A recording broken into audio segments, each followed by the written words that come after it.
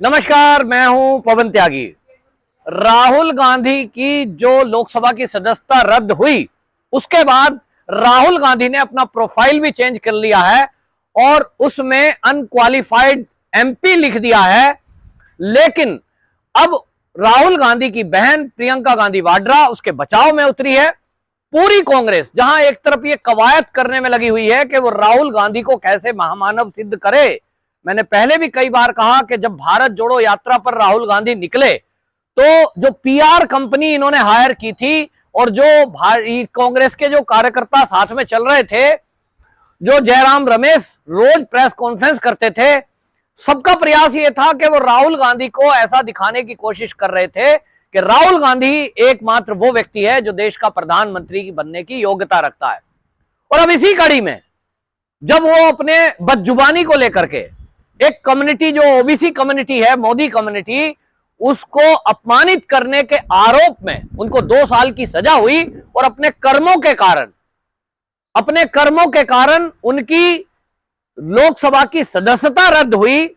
इसको लेकर के पूरी कांग्रेस जहां एक तरफ सड़कों पे उतरी, वहां अब कांग्रेस की जो प्लानिंग है, ऐसा लगता है कि उन्होंने तय कर लिया कि अगले 6 साल तक राहुल गांधी तो अब चुनाव लड़ेगा नहीं, अब उसके बदले कौन।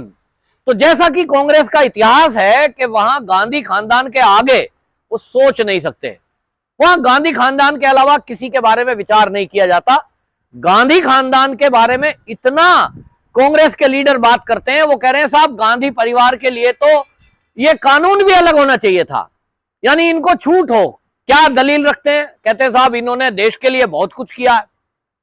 नेहरू जी थे, उन्होंने देश की आजादी में भाग लिया, फिर इंदिरा जी थी, उनका बलिदान हुआ, फिर राजीव गांधी का बलिदान हुआ। ये बलिदानियों का परिवार है, तो बलिदानियों का परिवार है, इनके लिए नियम कायदे कानून अलग होने चाहिए।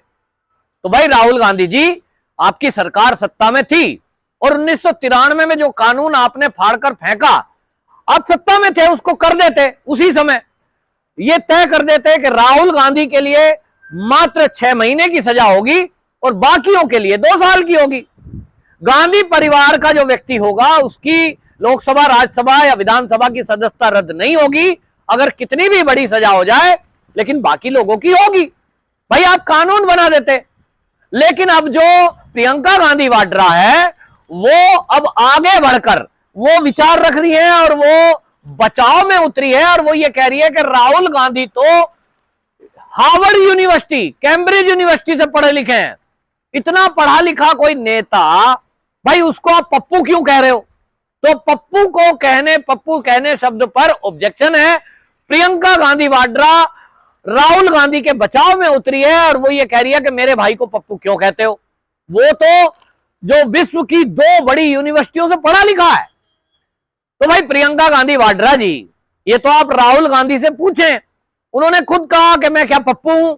अब वो जैसी हरकतें करते हैं, वो गुजरात की एक सभा में महिलाएं जिधर बैठी हैं उस तरफ हाथ करके कहते हैं कि ये महिलाएं दूध देती हैं। अब ये बताओ, उनको बताया कौन कि वो दूध का व्यवसाय करती हैं? ऐसा कहना चाहिए था। उन्होंने कह दिया ये महिलाएं दूध देती हैं, तो क्या महिलाएं दूध देती हैं वो डेयरी पे जाता है या गाय दूध देती है वो डेयरी पर जाता है?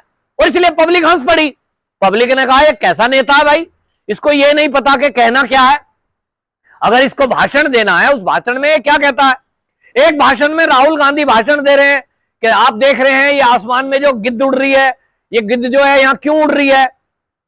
तो गिद्ध उड़ रही है, वो देख रहे हैं कि वहां पास में वहां एक बूचड़खाना था, उससे गिद्ध का क्या लेना देना है?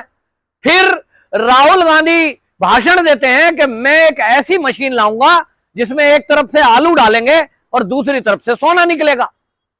एक सभा में वो खड़े होकर भाषण दे रहे थे कि मैं, अगर हमारी कांग्रेस की सरकार आएगी, हालांकि 65 साल सत्ता में रहे, लेकिन राहुल गांधी मोदी को हटाने के लिए ये कहते हैं कि मेरी सरकार अगर आई तो मैं चाहूंगा, फरीदाबाद में खड़े होकर भाषण दे रहे हैं तो कहते हैं मैं चाहूंगा कि यहां जो प्रोडक्ट बने उस पर लिखा जाए मेड इन फरीदाबाद।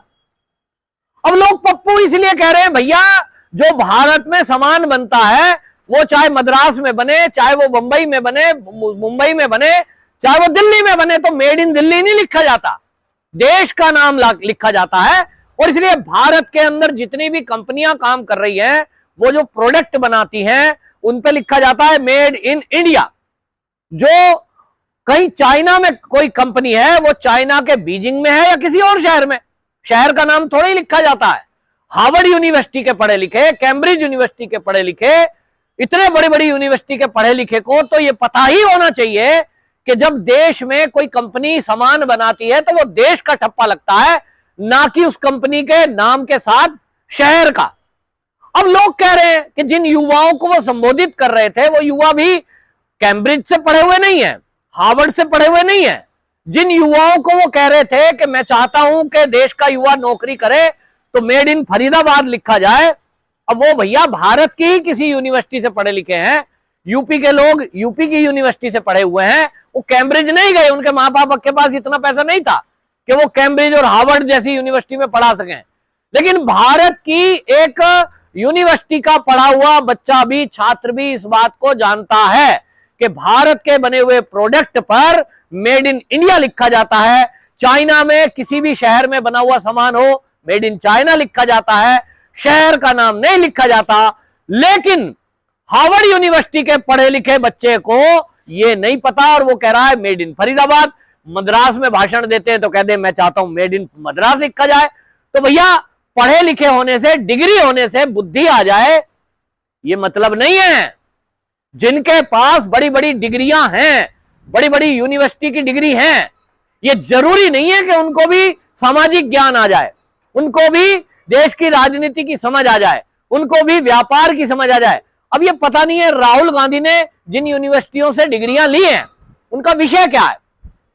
मान लीजिए कोई भारत के बड़े मेडिकल कॉलेज से एमबीबीएस की डिग्री लेके आता है, वो एमबीबीएस बन गया, डॉक्टर हो गया। अब उस डॉक्टर से पूछें कि हलवा कैसे बनता है, तो भाई जरूरी थोड़ा ही है कि दुनिया का सबसे पढ़ा लिखा, सबसे योग्य डॉक्टर हलवा बनाना भी जानता हो। और नहीं जानता तो वो कहेगा भैया मैं डॉक्टर हूं, मुझसे आप इलाज करा लीजिए किसी बीमारी का, मैं हलवा तो नहीं बना सकता। क्या देश के बड़े से बड़े पॉलिटिक्स जो हैं आज की डेट में भी, मान लीजिए भाई विदेश पे ज्यादा ध्यान है उनका, राहुल गांधी की तो चीन के राष्ट्रपति से दोस्ती भी है। अगर वो शी जिनपिंग से, चीन के राष्ट्रपति से ये कहें कि भाई आप तो बहुत विद्वान हैं, एक बड़े देश के राष्ट्रपति हैं, तो भाई चलिए आप जो है मूंग की दाल का हलवा बना के दिखाइए। अगर आप बना पाए तो आप बहुत बड़े नेता हैं, नहीं तो नहीं। अब ये जरूरी थोड़ी है शी जिनपिंग मूंग की दाल का हलवा बना लेगा। तो राहुल गांधी अगर कहें देखो भाई मैं तो हार्वर्ड यूनिवर्सिटी का पढ़ा लिखा हूं, और देखो भाई मैं तो जानता हूं आलू से सोना बनाना, तुम जानते ही नहीं हो। अब डिग्री से हर योग्यता आ जाए, एक आदमी एक मास्टरी करता है एक फील्ड में, राहुल गांधी की मास्टरी है आलू से सोना बनाने में, राहुल गांधी की मास्टरी है दूध कौन देता है उन महिलाओं को पहचानने में, राहुल गांधी की जो योग्यता है वो योग्यता उनकी इस चीज में है जो ये भाषण देते हैं ना दुनिया भर के, वो जो है विदेश को अच्छा बताते हैं। उनको लगता है अमेरिका, रूस, ब्रिटेन, चीन, ये चीन तो बहुत मजबूत देश है, बहुत सबसे सामाजिक समरसता रखता है, उनको लगता है भारत खराब है।